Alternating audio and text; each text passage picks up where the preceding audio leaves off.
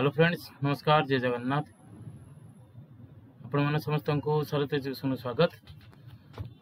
आम जो विभिन्न सूत्र आमको जहाँ जना पड़ी आमर जो एसएसबी लेक्चर एग्जाम हबार थिला आमर कैंसल हो जाई पारे।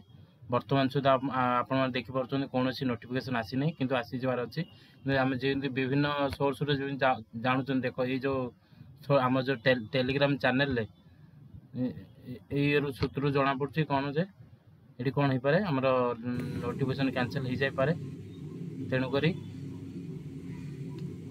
आज आज This court on ground of equity and placing reliance on decisions of the appeal court is inclined to allow the board to complete the selection process as against the post of lecturer in physics. However, this cannot be treated as a precedent, and the board is required to follow the qualifications described in Annexure 11 coupled with the notification under Answer 4 for recruitment to the post of lecturer, public assistant professor stage 1.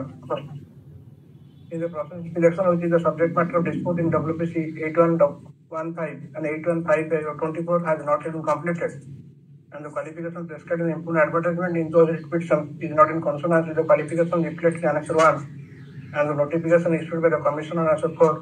This court is inclined to allow the players in WPC 8115 and 8155 of 2024. While allowing both the restrictions, this court is inclined to pass the advertisement issued by the board by the advertisement number 04 of 2024. This court grants liberty to the Commission to issue a fresh advertisement by prescribing the qualification as reflected in Annexure 1, read with Annexure 4 by the Commission.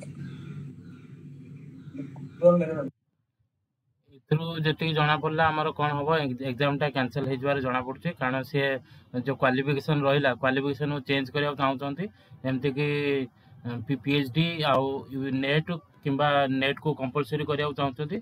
Net compulsory करथिबा पिला माने से माने SSB lecture पे eligible हो पारिबे और PhD ता सहित थिले बेटर हो बोली कहिबार जना पड़ुची।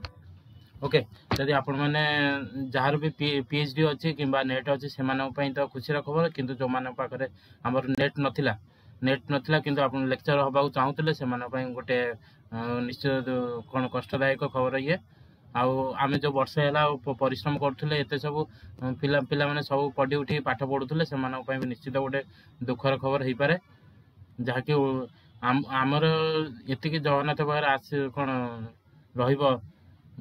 कौन विनती कि से कैंसल न करी नेक्स्ट टर्म पर कैंसल नेक्स्ट टर्म पर लागू करा जाऊ। यही टर्म रे आम मानक सुजोगता दि जाऊ प्रत्येक पिला माने जो माने अप्लाई करिसंती समस्त पिला मानक ए एग्जाम रे से माने एलिजिबल माने एग्जाम दियंतु, किंतु गवर्नमेंट जदि चाहिबो ताको रोकी परिबो नेक्स्ट टर्म रु ए जो इनफॉरमेशन से माने चाहउछन सेटा नेक्स्ट टर्म लागू कर परिबे।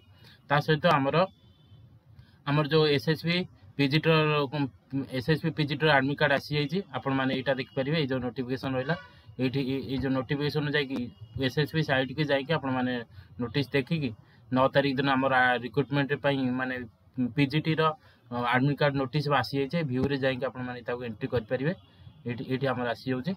ओके, आउ जदि डाउनलोड करने जहाँ पाखे लिंक पाऊना से मैंने एडमिट कार्ड सेक्शन को जाकि एडमिट करदे पारे नहने आपण मैंने आम चैनल टेलीग्राम चैनल जॉइन करूँ से आपको लिंक मिल जाई परिबो।